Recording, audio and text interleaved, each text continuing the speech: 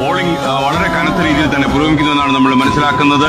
മിക്ക ബൂത്തുകളിലും കനത്ത ക്യൂ തന്നെ അനുഭവപ്പെടുന്നു. മഴ മാറി നിൽക്കുന്ന ഒരു അന്തരീക്ഷമാണ്. ഇഞ്ചോടിഞ്ച് പോരാട്ടത്തിന്റെ ആവേശം വീറ് എന്തായാലും വോട്ടെടുപ്പ് ദിവസം പ്രകടമാണ്. രാവിലെ മുതൽ തന്നെ പോളിംഗ് ബൂത്തുകൾ വോട്ടർമാരുടെ നീണ്ട നിര, 1-2 ബൂത്തുകളിലുള്ള ഈ ബൂത്തുകളിലും ഏറെയും കുറഞ്ഞും ചെറുതല്ലാത്ത വോട്ടർമാരുടെ നിര ഇപ്പോൾ തന്നെ പ്രകടമാവുന്നു.